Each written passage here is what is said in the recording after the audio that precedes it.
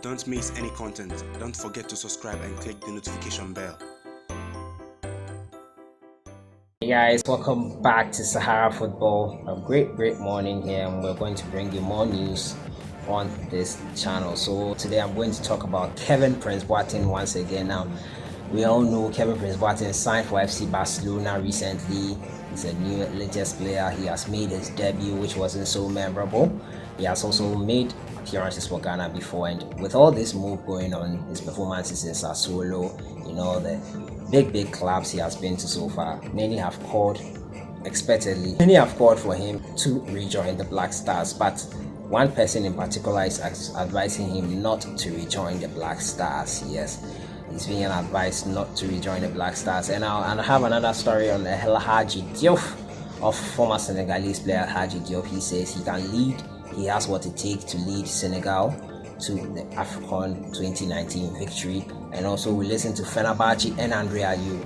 There has been some back and forth. First, Fenerbahce were advised not to renew the contract of Ayew, and also now Fenerbahce are not interested in permanently signing Ayew after their legend advised them against it. I'll be looking at those stories today. As usual, if you're new to the channel, or advise to subscribe to this channel and click the notification bell to get more updates. I'm your host, Selassie Fiawe.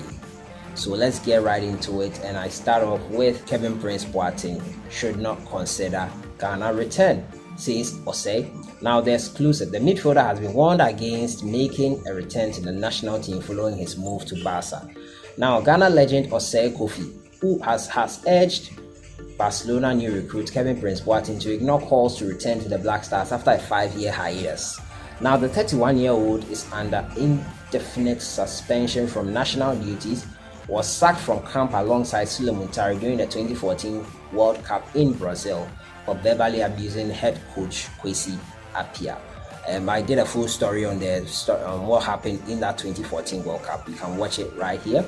Now, although Appiah has revealed that readiness to welcome Boateng back if he formally apologized for the unfortunate incident, OSEI wants the player to turn down that option and concentrate on club football. This is what OSEI said. He said, "There is no need for Boateng to return to the national team because I don't see how it will help him in his current situation," he told Go. Following the incident in Brazil, the majority of Ghanaians stood behind the coach and FA top hierarchy and chastised the player without getting his side of the story. Every good player is somehow stubborn, but what matters most is how he is managed. During my time with the Black Stars, I was one of the best players, but I was very stubborn. However, the technical team handled my issues very well and got the best out of me, especially in crucial games. They did not incite Ghanaians against me like we have succeeded in doing to Boateng," he said. Many Ghanaians claim that he used the national team to land a deal to Portsmouth and AC Milan in 2010 and forgot that he was an exceptional player even before getting the call-up.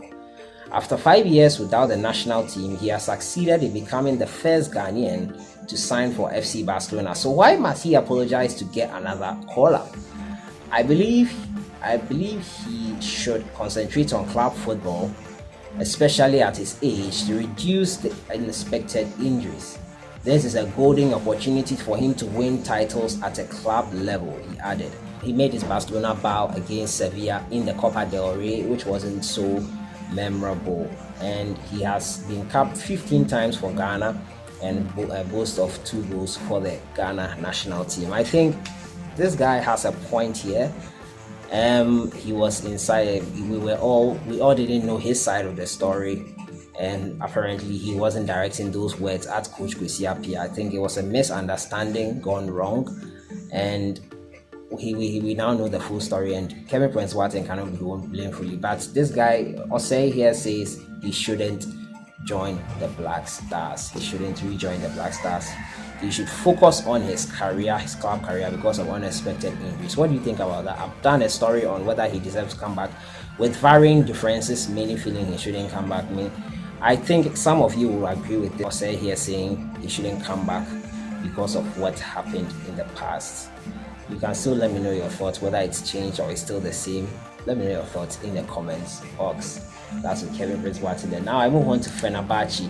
Now, Fenerbahce legend Redvin Delman has advised and earlier on advised the club against signing permanently Andre Ayew. Now, he said they shouldn't sign him, and these are the reasons he gave. Let me read the story for you. Then I'll give you the current update on that. Fenerbahce apparently have taken this advice into consideration and have come to a decision on Andre Ayew. But let me give you the story first. Fenerbahce legend Redvin Delman advises club not to sign Andre Ayew permanently. Now, the Fenerbahce legend Redvin Delman has warned by Fenerbahce against signing Ghanaian forward Andre Ayew on a permanent basis. He said Andre Ayew is on loan currently from Swansea and has managed 4 goals in 16 appearances, which makes him their highest goal scorer, I should add. But Redvin believes the player doesn't deserve a permanent deal. He told Turkish television station NTV, Ali Koch and Ersin Yanal must think again if they want to make Ayew's deal permanent. Ayew has not impressed during his time at the club, yet he's your highest goal scorer. What is up with this guy? I don't know. He's your highest goal scorer, so why are you saying?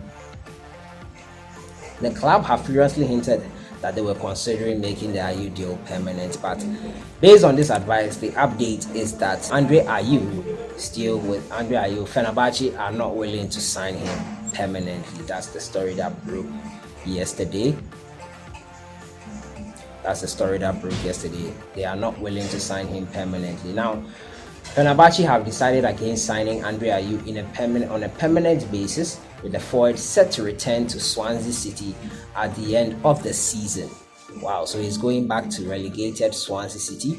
Remember, Swansea City are currently in the championship. Jordan Ayew and Andre Ayew were in the same team, and Swansea City let them go on loan to Fenerbahce and Crystal Palace. Now, with Andre Ayew, Fenerbahce are unwilling to sign him permanently, so I think that is the end for him with Fenerbahce. Now, manager Ersin Yanal has told the club's board that the 29-year-old is no longer part of his long-term plans, meaning he will return to England when his loan spell expires in the summer. The Ghana international joined the Istanbul-based club on a season-long loan following the relegation of the Swans from the Premier League. Ayew's future has come under the spotlight despite scoring 4 goals in 16 matches for the Yellow Navy Blues. Recently Fenerbahce signed right back Victor Moses in the current transfer window. Now, Fenerbahce legend Redvin Delman has surprisingly told the Turkish Super League side not to sign the Ghana star Andre Ayew on a permanent basis. Wow. Yeah, I think I brought you that story right now. And during the last transfer window, the Super League side reached an agreement with Swansea so they could purchase the forward outright at 70 million euros. But this no longer seems an option. Fenerbahce are currently experiencing one of their worst seasons in their history and find themselves in a relegation fight going into the second half of the campaign. Ayew is contracted to the Swans until June 2021. So that's Andre Ayew there. But I don't think this is a loss to him because Fenerbahce are in the relegation zone. It's actually a save for him, in my opinion. They are in the relegation zone and he is leaving them. He's their highest goal scorer. Who do you think will miss who more? I want you guys to let me know your thoughts in the comments box. I don't know why you think that this will negatively affect Andre Ayew more. They are in the relegation zone fighting for, and you are selling your highest goal scorer. Guys, let me know your thoughts in the comments box. And my final story has to do with HADJ. Diouf. He's saying that he has all the ingredients to help Senegal win the AFCON tournament. The ex-Liverpool and Leeds United forward says he holds the keys to Senegal winning the AFCON 2019. Now, former Senegal striker HADJ Diouf says he's the solution to Senegal. What if Senegal wants to win the AFCON tournament? The 38-year-old was recently quoted as saying that he is not interested in coaching, but he still asserts that Senegal needs him. His last active involvement in football was as a player for Malaysian side Sabah FC during the 2014-2015 season, and was also once invited by Senegal coach Ayew to assist in the training of the Teranga Lions on a part-time basis.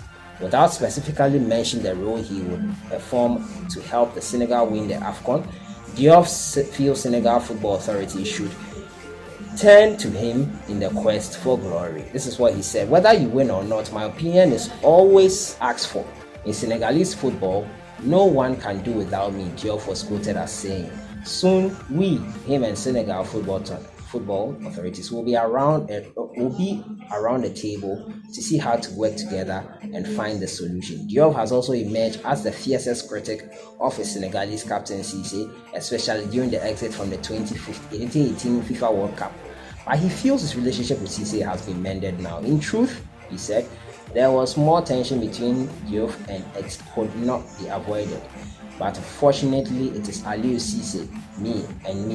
We say what we think. Now it's much better. We told each other the truth and moved on. None of us has anything against the other. I want him to succeed and I want it, and it's mutual. Senegal are one of the favorites to win this year's AFCON and have already qualified for the finals in Egypt in June.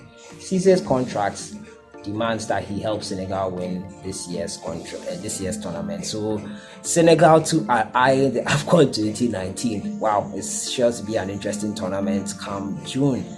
So guys, that has been it for today. I've been bringing you updates on Kevin Prince Boateng, OSEI telling him not to join the Black Stars, and the day Ayew leaving Fenerbache. Who do you think will lose in this? Let me know your thoughts in the comments box. I'll see you guys in the next one. Have a great weekend.